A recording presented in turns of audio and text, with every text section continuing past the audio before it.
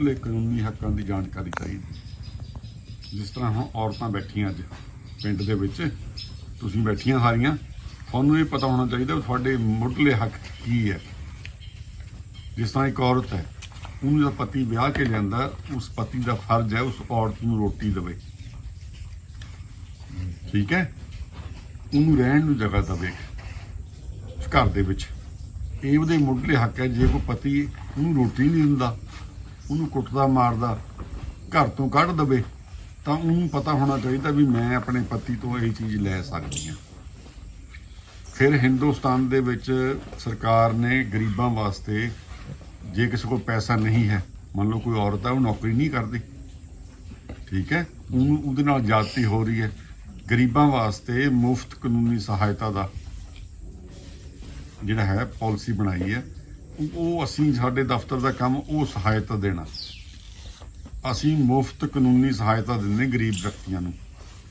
ਇਸ ਕੈਟਾਗਰੀ ਦੇ ਵਿੱਚ ਸਾਰੀਆਂ ਔਰਤਾਂ ਆ ਜਾਂਦੀਆਂ, ਬੱਚਾ ਕੋਈ 18 ਸਾਲ ਤੋਂ ਘੱਟ ਜਿਹਦੀ ਉਮਰ ਹੋਵੇ, ਉਹ ਬੱਚਾ ਵੀ ਮੁਫਤ ਕਾਨੂੰਨੀ ਸਹਾਇਤਾ ਲੈ ਸਕਦਾ। ਜੇ ਮੰਨ ਲਓ ਬੱਚੇ ਨਾਲ ਕੋਈ ਜਾਤੀ ਹੈ, ਕੋਈ ਸਕੂਲ ਦੇ ਵਿੱਚ ਉਹਦੀ ਕੋਈ ਲੜਕੀ ਹੈ, ਉਹਦੇ ਨਾਲ ਕੋਈ ਗਲਤ ਹਰਕਤ ਕਰਦਾ, ਕੁਛ ਨਹੀਂ ਜੇ ਬਿਲਕੁਲ ਨਹੀਂ ਲੈਣਾ ਪਾਣੀ ਪੂਣੀ ਕੁਛ ਨਹੀਂ, ਕੋਈ ਗਲਤ ਹਰਕਤ ਕਰਦਾ ਉਸ ਬੱਚੇ ਨਾਲ, ਉਸ ਕੁੜੀ ਨੂੰ ਪਤਾ ਹੋਣਾ ਚਾਹੀਦਾ। ਜਿਹੜਾ ਆਪਾਂ ਕੁੜੀ ਨੂੰ ਸਕੂਲ ਤੋਰਦੇ ਹਾਂ, ਮਾਂ ਦਾ ਫਰਜ਼ ਹੈ ਉਹਨੂੰ ਸਮਝਾਉਣਾ ਵੀ ਬੇਟੇ ਵੀ ਜੇ ਤੇਰੇ ਨਾਲ ਕੋਈ ਮਾਸਟਰ ਜਾਂ ਕੋਈ ਤਰ੍ਹਾਂ ਬੰਦਾ ਕੋਈ ਗਲਤ ਹਰਕਤ ਕਰਨ ਦੀ ਕੋਸ਼ਿਸ਼ ਕਰੇ, ਤੈਨੂੰ ਪਤਾ ਹੋਣਾ ਚਾਹੀਦਾ ਵੀ ਦਾਇਰਾ ਕਿਆ, ਮਤਲਬ ਸਮਝ ਕੇ ਗੱਲ ਕਿ ਨਹੀਂ। ਜੋ ਮਾਂ ਇੱਕ ਕੁੜੀ ਨੂੰ ਸਮਝਾ ਸਕਦੀ ਹੈ ਆਪਣੇ ਸਕੂਲ ਜਾਣ ਵਾਲੀ ਨੂੰ ਵੀ ਤੈਂ ਆਪਣੇ ਜਾ ਕੇ ਸਕੂਲ ਦੇ ਵਿੱਚ ਸਹੀ ਢੰਗ ਨਾਲ ਰਹਿਣਾ, ਇਸ ਤਰ੍ਹਾਂ ਵਿਚਰਨਾ, ਜੇ ਕੋਈ ਵਿਅਕਤੀ ਤੇਰੇ ਨਾਲ ਕੋਈ ਗਲਤ ਹਰਕਤ ਕਰਦਾ ਤਾਂ ਮੈਨੂੰ ਦੱਸਣੀ ਗੱਲ। ਉਸ ਸਬੰਧ ਦੇ ਵਿੱਚ ਤੁਸੀਂ ਸਾਡੇ ਧਿਆਨ 'ਚ ਲਿਆ ਸਕਦੇ ਹੋ ਜੇ ਕਿਸੇ ਬੱਚੇ ਨਾਲ ਕੋਈ ਨਜਾਇਜ਼ ਚੀਜ਼ ਹੋ ਰਹੀ ਹੈ। ਸਾਡਾ ਜਿਹੜਾ ਦਫ਼ਤਰ ਹੈ ਤੁਹਾਨੂੰ ਲੋੜ ਪੈਣ 'ਤੇ ਮੁਫਤ ਵਕੀਲ ਵੀ ਦਿੰਦਾ, ਰਾਏ ਵੀ ਦਿੰਦਾ ਕਾਨੂੰਨੀ।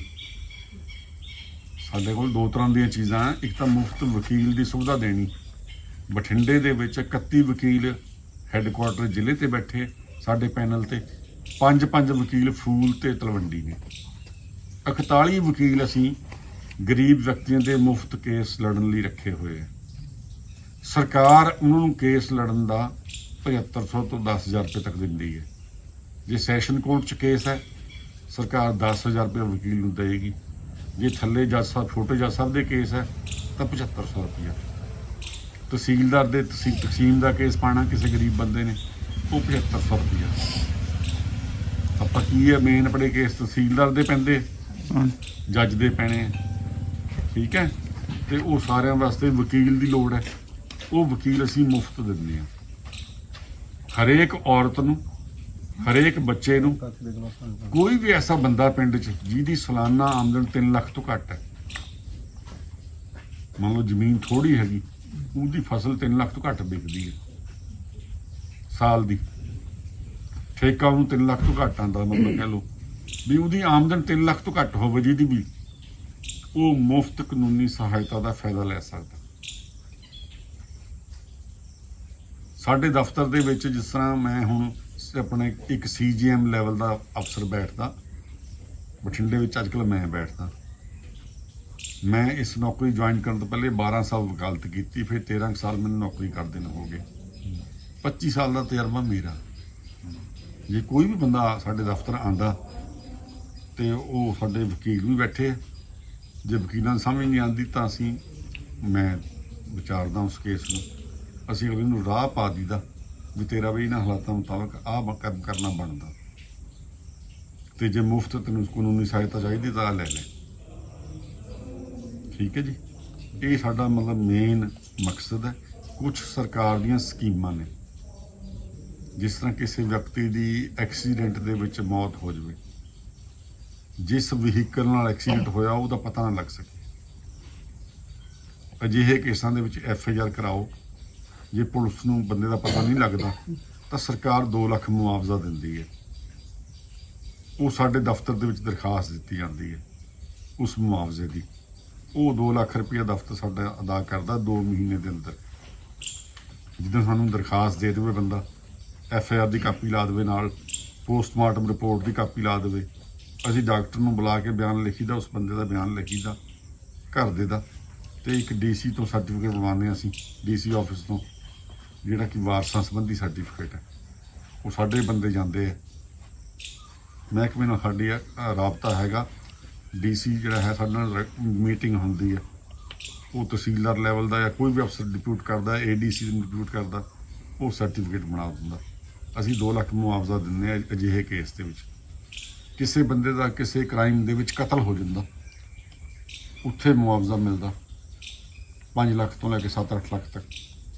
ਜੇ ਕਿਸੇ ਬੰਦੇ ਦਾ ਕਤਲ ਹੋ ਜਾਂਦਾ, ਉਹਨੂੰ ਪਤਾ ਹੋਣਾ ਚਾਹੀਦਾ ਸਰਕਾਰ ਦੀ ਸਕੀਮ ਚੱਲਦੀ ਹੈ ਮੁਆਵਜ਼ੇ ਦੀ। ਕਿਸੇ ਔਰਤ ਨਾਲ ਜ਼ਬਰ ਜ਼ਨਾਹ ਹੋ ਗਿਆ, ਕਿਸੇ ਨੇ ਜ਼ਬਰ ਜ਼ਨਾਹ ਕਰਤਾ, ਠੀਕ ਹੈ, ਉਹਦੇ ਵਿੱਚ ਵੀ ਮੁਆਵਜ਼ੇ ਦੀ ਸਕੀਮ ਹੈ।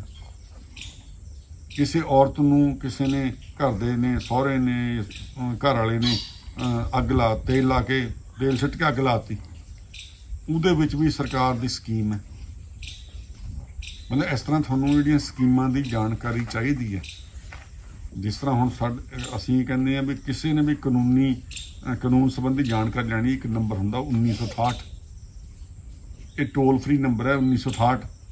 ਹਰੇਕ ਪੰਚਾਇਤ ਮੈਂਬਰ ਨੂੰ, ਹਰੇਕ ਚੌਕ ਪਿੰਡ ਦੇ ਲੰਬੜਦਾਰ ਨੂੰ, ਚੌਕੀਦਾਰ ਨੂੰ ਜਾਂ ਪੜ੍ਹੇ ਲਿਖੇ ਬੰਦੇ ਨੂੰ ਇਸ ਨੰਬਰ ਦੀ ਜਾਣਕਾਰੀ ਚਾਹੀਦੀ ਹੈ ਵੀ 1968 ਨੰਬਰ ਤੇ ਕਾਲ ਕਰਕੇ ਆਪਣੇ ਸਮੱਸਿਆ ਬਾਰੇ ਤੁਸੀਂ ਕਾਨੂੰਨੀ ਰਾਏ ਲੈ ਸਕਦੇ ਹੋ।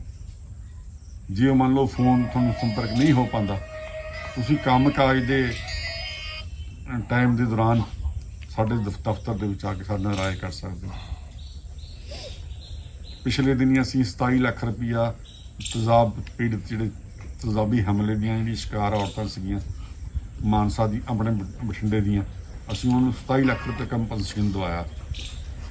ਇੱਕ ਬੋਰਡ ਬੈਠਦਾ, ਬਕਾਇਦਾ ਡਾਕਟਰ ਹੁੰਦਾ, ਉਹਦੇ 'ਚ ਸਿਵਲ ਸਰਜਨ ਦਾ, DC ਹੁੰਦਾ, SSP ਹੁੰਦਾ, ਸੈਸ਼ਨ ਜੱਜ ਹੁੰਦਾ, ਮੈਂ ਬੈਠਦਾ ਨਾਲ। ਫਿਰ ਸਾਰਾ ਬੋਰਡ ਫੈਸਲਾ ਕਰਦਾ, ਸਾਰੇ ਇਲਾਜ ਦਾ ਖਰਚਾ ਸਰਕਾਰ ਦਿੰਦੀ ਹੈ। ਜਿਹੇ ਕੇਸ 'ਚ ਕਿਸੇ ਨੂੰ ਬਰਨ ਇੰਜਰੀ ਹੋ ਜਾਵੇ, ਅੱਗ ਨਾਲ ਸੇਕ ਲੱਗ ਜਾਵੇ ਬੋਡੀ ਤੇ ਮਤਲਬ ਹੋਵੇ ਕਿਸੇ ਕ੍ਰਾਈਮ 'ਚ, ਅਚਾਨਕ ਨਹੀਂ ਕੋਈ ਘਟਨਾ ਹੋਈ ਹੋਵੇ ਕ੍ਰਾਈਮ ਦੀ, ਜ਼ੁਲਮ, ਤਾਂ ਉਹਦੇ 'ਚ ਮੁਆਵਜ਼ਾ ਮਿਲਦਾ। ਫਿਰ ਉਹ ਮੁਆਵਜ਼ਾ ਜਿਸ ਬੰਦੇ ਨੇ ਜ਼ੁਲਮ ਕੀਤਾ ਹੁੰਦਾ, ਉਹਦੀ ਪ੍ਰਾਪਰਟੀ ਦੇ ਵਿੱਚੋਂ ਸਰਕਾਰ ਵਾਪਸ ਕਰਾਉਂਦੀ ਹੈ। ਜਿਹਨੇ ਮਰਡਰ ਕੀਤਾ, ਮੰਨ ਲਓ ਹੁਣ 5 ਲੱਖ ਰੁਪਏ ਸਰਕਾਰ ਨੇ, ਜਿਹਦਾ ਮਰਡਰ ਹੋਇਆ ਉਹਦੇ ਘਰਦਿਆਂ ਨੂੰ ਦੇ ਦਿੱਤਾ, ਲੇਕਿਨ ਜਿਹਨੇ ਮਰਡਰ ਕੀਤਾ 5 ਲੱਖ ਉਹਦੀ ਜ਼ਮੀਨ ਨਿਲਾਮ ਹੋ ਕੇ ਫਿਰ ਉਹ ਤੋਂ ਬਰਾਮਦ ਵੀ ਕਰਨਾ ਸਰਕਾਰ ਨੇ। ਮਤਲਬ ਅਜਿਹੀਆਂ ਸਕੀਮਾਂ ਬਾਰੇ ਸਾਡਾ ਤੁਹਾਨੂੰ ਜਾਣਕਾਰੀ ਦੇਣਾ ਅੱਜ ਦਾ ਮੰਤਵ ਹੈ। ਫਿਰ ਅਸੀਂ ਜਿੱਦਾਂ ਮੰਨ ਲਓ ਕੋਰਟ ਦੇ ਵਿੱਚ ਕੇਸ ਚੱਲਦੇ ਆ, ਹਰ 3 ਮਹੀਨੇ ਬਾਅਦ ਇੱਕ ਨੈਸ਼ਨਲ ਲੈਵਲ ਤੇ ਲੋਕ ਅਦਾਲਤ ਲੱਗਦੀ ਹੈ। ਲੋਕ ਅਦਾਲਤ ਦੇ ਵਿੱਚ ਅਸੀਂ ਇੱਕ ਨਾਲ ਸਮਾਜ ਸੇਵੀ ਬੈਠਾ ਹੁੰਦਾ, ਇੱਕ ਵਕੀਲ ਬੈਠਾ ਹੁੰਦਾ, ਜੱਜ ਬੈਠਾ ਹੁੰਦਾ, ਦੋਨਾਂ ਪਾਰਟੀਆਂ ਨਾਲ ਗੱਲ ਇੱਦਾਂ ਕਰਦੇ ਜਿੱਦਾਂ ਤੁਹਾਡੇ ਨਾਲ ਮੈਂ ਕਰ ਰਿਹਾ। ਇੱਕ ਸੁਖਾਵੇਂ ਮਾਹੌਲ 'ਚ ਗੱਲ ਹੁੰਦੀ, ਦੋਹਾਂ ਪਾਰਟੀਆਂ ਸੁਣ ਕੇ ਫਿਰ ਉਹ ਤਜਵੀਜ਼ ਕਰਦਾ ਵੀ ਭਾਈ ਇਹਦਾ ਰਾਜੀਨਾਮਾ ਇੱਦਾਂ ਕਰ ਲਓ। ਜੇ ਤੁਸੀਂ ਕੇਸ ਵੀ ਲੜੋਗੇ 10 ਸਾਲ ਬਾਅਦ ਵੀ ਫੈਸਲਾ ਆਹ ਹੋਣਾ, ਤਾਂ ਤੁਹਾਨੂੰ ਮੈਂ ਸਮਝਾਉਣਾ ਵੀ ਆਹ ਫੈਸਲਾ ਇੱਦਾਂ ਕਰ ਲਓ, ਚੰਗਾ ਰਹੂਗਾ।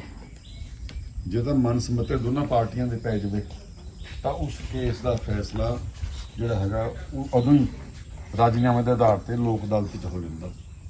ਜਿੱਦਾਂ ਹੁਣ 2 ਲੱਖ ਤੋਂ ਘੱਟ ਚੈੱਕ ਦੇ ਕੇਸ ਹੈ, ਕਿਸੇ ਬੰਦੇ ਨੇ ਸ਼ਾਹੂਕਾਰ ਤੋਂ ਲਿਆ ਤਾਂ ਵਿਆਜ 2000 ਰੁਪਇਆ ਜਾਂ 20000 ਰੁਪਇਆ ਲਿਆ, ਚੈੱਕ ਉਹਨੇ 2 ਲੱਖ ਦਾ ਭਰਤਾ, ਕਿਉਂਕਿ ਸ਼ਾਹੂਕਾਰ ਤਾਂ 5% ਵਿਆਜ ਕਲੇਮ ਕਰਦਾ। ਸਾਨੂੰ ਪਤਾ ਵੀ ਇੰਨਾ ਵਿਆਜ ਮਿਲ ਨਹੀਂ ਸਕਦਾ, ਵਿਆਜ ਮਿਲਣਾ 6% ਸਾਲ ਦਾ ਜਾਂ 9%। ਫਿਰ ਅਸੀਂ ਦੋਹਾਂ ਪਾਰਟੀਆਂ ਨੂੰ ਸਮਝਾਉਂਦੇ ਹਾਂ ਵੀ ਭਾਈ ਤੂੰ ਜਿਹੜਾ ਮੂਲ ਲਿਆ ਸੀਗਾ ਉਹ ਤਾਂ ਮੋੜ, ਇੰਨਾ ਕੁ ਵਿਆਜ ਦੇ ਦੇ ਜਿੰਨਾ ਕਿ ਬੈਂਕ ਪਾਉਂਦਾ। ਕਈ ਵਾਰ ਫਿਰ ਦੋਨਾਂ ਪਾਰਟੀਆਂ ਦਾ ਰਾਜੀਨਾਮਾ ਹੋ ਜਾਂਦਾ।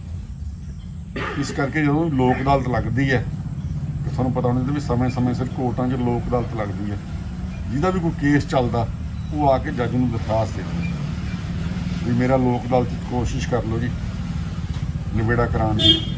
ਫਿਰ ਅਸੀਂ ਦੋਹਾਂ ਪਾਰਟੀਆਂ ਨੂੰ ਬੁਲਾ ਕੇ ਸਾਡੇ ਦਫ਼ਤਰ 'ਚ ਵੀ ਅਸੀਂ ਬੁਲਾ ਲੈਂਦੇ ਹਾਂ, ਅਸੀਂ ਕੋਸ਼ਿਸ਼ ਕਰਦੇ ਹਾਂ ਵੀ ਇਸ ਤਰ੍ਹਾਂ ਨਿਬੇੜਾ ਕਰਾ ਦਈਏ। ਇਹ ਸਾਡੇ ਦਫ਼ਤਰ ਦੇ ਮਤਲਬ ਮੇਨ ਕਾਰਜ ਹੈ। ਫਿਰ ਜਿਸ ਤਰ੍ਹਾਂ ਮੰਨ ਲਓ ਟੈਲੀਫੋਨ ਸੰਬੰਧੀ ਝਗੜਾ, ਬਿੱਲ ਦਾ ਹੋ ਗਿਆ, ਬਿਜਲੀ ਦੇ ਬਿੱਲ ਦਾ ਝਗੜਾ ਹੋ ਗਿਆ, ਕੋਈ ਰਾਸ਼ਨ ਕਾਰਡ ਦਾ ਕੱਟਤਾ, ਕਿਸ ਦਾ ਨਜਾਇਜ਼, ਕਿਸੇ ਦੀ ਵੋਟ ਨਜਾਇਜ਼ ਕੱਟਤੀ। ਅਜਿਹੇ ਕੇਸਾਂ ਦੇ ਵਿੱਚ ਵੀ ਅਸੀਂ, ਸਾਡੇ ਇੱਕ ਰਿਟਾਇਰਡ ਜੱਜ ਬੈਠਦਾ, ਸੈਸ਼ਨ ਜੱਜ ਲੈਵਲ ਦਾ ਬੰਦਾ, ਉਹਦੇ ਨਾਲ 2 ਮੈਂਬਰ ਬੈਠਦੇ ਆ। ਅਸੀਂ ਸੰਬੰਧਿਤ ਮਹਿਕਮੇ ਨੂੰ ਬੁਲਾ ਕੇ ਦੇਖ ਲੈਂਦੇ ਹਾਂ ਵੀ ਜੇ ਬੰਦੇ ਨਾਲ ਧੱਕਾ ਹੋਇਆ ਤਾਂ ਉੱਥੇ ਉਹਨੂੰ ਆਰਡਰ ਕਰ ਦਿੰਦੇ ਹਾਂ ਪਰਮਾਨੈਂਟ ਲੋਕ ਅਦਾਲਤ ਦੇ ਵਿੱਚ। ਇਹਨੂੰ ਜਿਹੜੀ ਜਨ ਉਪਯੋਗੀ ਸੁਵਿਧਾਵਾਂ ਨਾ, ਉਹਨਾਂ ਸੰਬੰਧੀ ਜਿਹੜਾ ਝਗੜਾ ਕੋਈ, ਉਹ ਅਸੀਂ ਉੱਥੇ ਵੀ ਨਿਬੇੜਦੇ ਹਾਂ ਸਿੰਪਲ ਦਰਖਾਸਤ ਲੈ ਕੇ। ਕੋਈ ਵਕੀਲ ਦੀ ਲੋੜ ਨਹੀਂ, ਕੁਛ ਨਹੀਂ ਉਹਦੀ ਲੋੜ। ਦੋਹਾਂ ਪਾਰਟੀਆਂ ਨੂੰ ਜੱਜ ਸੁਣਦਾ, ਸੁਣ ਕੇ ਉਹ ਫੈਸਲਾ ਕਰ ਸਕਦਾ ਵੀ ਇਹਦਾ ਵੀ ਨਜਾਇਜ਼ ਕੱਟਿਆ, ਜਾਇਜ਼ ਕੀਤਾ। ਜਿੱਦਾਂ ਮੰਨ ਲਓ ਹੁਣ ਕਿਸੇ ਬੰਦੇ ਦਾ ਨਜਾਇਜ਼ ਬਿਜਲੀ ਦੇ ਬਿੱਲ ਦਾ ਝਗੜਾ ਆ ਗਿਆ, ਉਹ ਕਹਿੰਦਾ ਜੀ ਮੈਨੂੰ ਸਰਕਾਰੀ ਸਕੀਮ ਤਹਿਤ ਮਾਫੀ ਹੋਣੀ ਬਣਦੀ ਹੈ, ਤੇ ਮਹਿਕਮਾ ਉਹ ਤੋਂ ਜ਼ਿਆਦਾ ਪੈਸੇ ਗਿਰਾ ਰਿਹਾ। ਉੱਥੇ ਅਸੀਂ ਐਸੇ ਕੇਸਾਂ ਦੇ ਵਿੱਚ ਲੋਕ ਅਦਾਲਤ ਵਿੱਚ ਨਿਬੇੜਨ ਦੀ ਕੋਸ਼ਿਸ਼ ਕਰਦੇ ਹਾਂ। ਮਹਿਕਮੇ ਦੇ ਅਫਸਰਾਂ ਨੂੰ ਵੀ ਕਹਿੰਦੇ ਹਾਂ ਭਾਈ ਜਿਹੜੇ ਪਿੰਡਾਂ ਦੀ ਜੋ ਵਾਜਬ ਗੱਲ ਹੈ ਤਾਂ ਮੰਨੋ। ਇਹ ਸਾਡੇ ਸਾਰੇ ਉਪਰਾਲੇ ਇਸ ਤਰ੍ਹਾਂ ਅਸੀਂ ਕੋਸ਼ਿਸ਼ ਕਰਦੇ ਹਾਂ। ਤੁਸੀਂ ਸਾਡੇ ਦਫ਼ਤਰ ਦੇ ਵਿੱਚ ਆ ਕੇ ਮੁਫਤ ਕਾਨੂੰਨੀ ਸਹਾਇਤਾ ਦੀ ਸੁਵਿਧਾ ਲੈ ਸਕਦੇ ਹੋ। ਅੱਜ ਦਾ ਮੇਰਾ ਤੁਹਾਨੂੰ ਇੰਨਾ ਜਾਗਰੂਕ ਕਰਨਾ, ਇਸ ਮੰਤਵ ਨਾਲ ਮੈਂ ਤੁਹਾਡੇ ਕੋਲ ਆਇਆ। ਅੱਜ ਮੈਂ 10 ਪਿੰਡ ਛਾਂਟੇ ਰਾਮਪੁਰੇ ਫੂਲ ਦੇ, ਠੀਕ ਹੈ, ਤੇ ਸਬ ਡਿਵੀਜ਼ਨ ਲੈਵਲ ਤੇ ਵੀ ਸਾਡੇ ਦਫ਼ਤਰ ਹੈਗੇ। ਜਿੱਦਾਂ ਰਾਮਪੁਰੇ ਫੂਲ ਜੱਜ ਸਾਹਿਬ ਬੈਠਦੇ ਨੇ ਬੜੇ, ਉਹਨਾਂ ਦੇ ਅਧੀਨ ਹੈ ਇਹ ਮਹਿਕਮਾ। ਫਿਰ ਰਾਮਪੁਰੇ ਫੂਲ 'ਚ ਜ਼ਿਲ੍ਹਾ ਪੱਧਰ ਤੇ ਮੈਂ ਬੈਠਾ, ਮੈਨੂੰ ਆ ਕੇ ਮਿਲ ਸਕਦੇ। ਦੇਖ ਕੇ ਵੀ ਜਿਹੜਾ ਕੇਸ ਹੈ ਉਹ ਹੁਣ ਸਬ ਡਿਵੀਜ਼ਨ 'ਚ ਪਾਉਣਾ ਤਾਂ ਉੱਥੇ ਚੱਲ ਜਾਓ। ਜ਼ਿਲ੍ਹਾ ਪੱਧਰ ਦਾ ਕੰਮ ਹੈ, ਮੰਨ ਲਓ ਸੈਸ਼ਨ ਜੱਜ ਦੇ ਅਪੀਲ ਪਾਣੀ ਹੈ ਤਾਂ ਮੇਰੇ ਦਫ਼ਤਰ 'ਚ ਆਓ। ਜੇ ਬਠਿੰਡੇ ਲੋਕਲ ਦਾ ਉਹ ਝਗੜਾ, ਤਾਂ ਹੁਣ ਰਾਮਪੁਰਾ ਫੂਲ ਹੈ ਨਾ, ਜਿਹੜੇ ਲੋਕਲ ਜਨਤਾ ਬਠਿੰਡੇ ਦੀ ਸ਼ਹਿਰ ਦੀ, ਉਹ ਸਾਡੇ ਕੋਲ ਆਊ ਸਿੱਧੀ। ਹੁਣ ਤੁਹਾਡੇ ਮਨ 'ਚ ਕੋਈ ਵੈਸੇ ਕੋਈ ਕਾਨੂੰਨੀ ਹੱਕ ਬਾਰੇ ਇੱਕਦਾਂ ਕੋਈ ਸ਼ੱਕ ਸ਼ੁਬਾ ਕਿਸੇ ਨੂੰ ਹੈ, ਉਹ ਮੇਰੇ ਨਾਲ ਰਾਏ ਕਰ ਸਕਦਾ। ਮੈਂ ਤੁਹਾਨੂੰ ਮਤਲਬ ਮੁਫਤ ਰਾਏ ਦੇਣ ਨੂੰ ਬੈਠਾ। ਪਿੰਡ ਦੇ ਬਜ਼ੁਰਗ ਬੰਦਿਆਂ ਨੂੰ ਕਹੋ, ਪਿੰਡ ਦੇ ਬੰਦਿਆਂ ਨੂੰ ਵੀ ਇੱਕ ਬਜ਼ੁਰਗ ਬੰਦਾ ਉਹ ਰਜਿਸਟਰਡ ਵਸੀਅਤ ਕਰੇ। ਮੌਤ ਤਾਂ ਆਣੀ ਹੈ, ਹਰ ਬੰਦੇ ਨੂੰ ਚਾਹੀਦਾ ਮੈਂ ਵਸੀਅਤ ਜ਼ਰੂਰ ਕਰਾਂ। ਵਸੀਅਤ ਦਾ ਫਾਇਦਾ ਇਹ ਹੈ, ਜੀਂਦੇ ਜੀ ਮਾਲਕ ਉਹਨੇ ਰਹਿਣਾ, ਵਸੀਅਤ ਨੇ ਮਰਨ ਤੋਂ ਬਾਅਦ ਬੋਲਣਾ। ਜਿਹਨੂੰ ਤੁਸੀਂ ਜਾਇਦਾਦ ਦੇਣੀ ਹੈ ਉਹਦੇ ਬਾਰੇ ਰਜਿਸਟਰਡ ਵਸੀਅਤ ਕਰਕੇ ਜਾਓ। ਜੀਂਦੇ ਜੀ ਆਪਣੀ ਜ਼ਮੀਨ ਔਲਾਦ ਨੂੰ ਦੇਣ ਦੀ ਲੋੜ ਨਹੀਂ, ਘਰ ਵਾਲੀ ਦੇ ਨਾਂ ਲਵਾਉਣ ਦੀ ਵੀ ਲੋੜ ਨਹੀਂ। ਜ਼ਮੀਨ ਦੇ ਮਾਲਕ ਖੁਦ ਰਹੋ, ਨਿਆਣੇ ਤੁਹਾਡੀ ਸੇਵਾ ਕਰਨ, ਉੱਦਾਂ ਸਹਿਮਤੀ ਨਾਲ ਵੰਡ ਕੇ ਦੇਣੀ ਦੇ ਦਿਓ ਮੁੰਡਿਆਂ ਨੂੰ, ਉਹ ਨਹੀਂ ਕੋਈ ਗੱਲ ਹੈ। ਕਾਗਜ਼ਾਂ 'ਚ ਮਾਲਕੀ ਤੁਹਾਡੀ ਰਹੇ। ਜੀ ਜੇ ਕੱਲ੍ਹ ਨੂੰ ਨਿਆਣੇ ਬੁਢਾਪੇ ਰੋਟੀ ਨਹੀਂ ਦਿੰਦੇ ਤਾਂ ਜ਼ਮੀਨ ਨੂੰ ਵੇਚਣਾ ਪਵੇ ਤਾਂ ਵੇਚ ਵੀ ਸਕੋ, ਜਾਂ ਜ਼ਮੀਨ ਦੇ ਡਰ ਨਾਲ ਤੁਹਾਨੂੰ ਰੋਟੀ ਮਿਲੇ।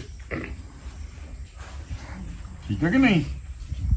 ਤੇ ਇਸ ਕਰਕੇ ਜਿੱਦਾਂ ਮੰਨ ਲਓ ATM ਕਾਰਡ ਹੈ, ਕੋਈ ਤੁਹਾਨੂੰ ਕਾਲ ਕਰਕੇ ਤੁਹਾਡੇ ਕਾਰਡ ਦਾ ਨੰਬਰ ਪੁੱਛਦਾ, ਕੋਈ OTP ਪੁੱਛਦਾ ਵੀ ਪਾਸਵਰਡ ਆਊਗਾ ਤੇਰੇ ਮੋਬਾਈਲ ਦੇ ਮੈਸੇਜ ਤੇ, ਉਹ ਮੈਨੂੰ ਪੜ੍ਹ ਕੇ ਦੱਸ ਦੀ। ਇੱਦਾਂ ਦੀ ਇਨਫੋਰਮੇਸ਼ਨ ਕਦੇ ਕਿਸੇ ਨਾਲ ਸ਼ੇਅਰ ਨਹੀਂ ਕਰਨੀ। ਫਰਾਡ ਚੱਲ ਰਹੇ ਹੈ। ਕੋਈ ਸਾਡੀ ਲਾਟਰੀ ਨਿਕਲ ਗਈ ਜੀ, ਫਲਾਨਾ ਹੋ ਗਿਆ, ਉਹ ਰੋਟੀ ਮਿਲ ਜਾਵੇ ਥੋੜ੍ਹੀ ਹੈ, ਲਾਟਰੀਆਂ ਕਿਹੜੀਆਂ ਨਿਕਲਦੀਆਂ। ਤੁਹਾਨੂੰ ਲੋਕ ਬੇਵਕੂਫ ਬਣਾਉਂਦੇ ਆ, ਸਮਝ ਗਏ ਵੀ ਜੀ ਆਪਾਂ ਸਕੀਮ ਚਲਾਈ ਜੀ, ਤੁਹਾਡੇ ਵਾਸਤੇ ਟੂਰ ਪ੍ਰੋਗਰਾਮ ਬਣਾਇਆ, ਤੁਸੀਂ ਸਾਡੇ ਪੁਰਾਣੇ ਕਸਟਮਰ ਹੋ। ਉਹ ਸਾਰੀ ਜਾਲੀ ਕੰਮ ਹੈ। ਹੋਈ ਸੀਗੇ ਆਪਣੇ ਇੱਥੇ ਹੀ। ਤੁਹਾਡਾ ATM ਦਾ ਨੰਬਰ ਹੈ, ATM ਕਾਰਡ ਦਾ ਨੰਬਰ ਪੁੱਛਣਾ ਉਹਨੇ। ਤੁਸੀਂ ਇਹਨਾਂ ਚੀਜ਼ਾਂ ਤੋਂ ਬਚਣਾ, ਜਾਗਰੂਕ ਕਰੋ ਸਾਰੇ ਪਿੰਡ ਨੂੰ ਵੀ ਭਾਈ ਜੇ ਕੋਈ ਏਦਾਂ ਦੀਆਂ ਗੱਲਾਂ ਹੋਣ ਤਾਂ ਆਪਣਾ ਕਿਸੇ ਨੂੰ ਕੋਈ ਕਾਰਡ ਦਾ ਨੰਬਰ ਨਹੀਂ ਦੱਸਣਾ, ਕੋਈ ਕੁਛ ਨਹੀਂ। ਇੱਕ ਸਰ ਸਾਡੀ ਬੇਨਤੀ ਸੀਗੀ ਜੀ, ਤੁਹਾਡੇ ਲਈ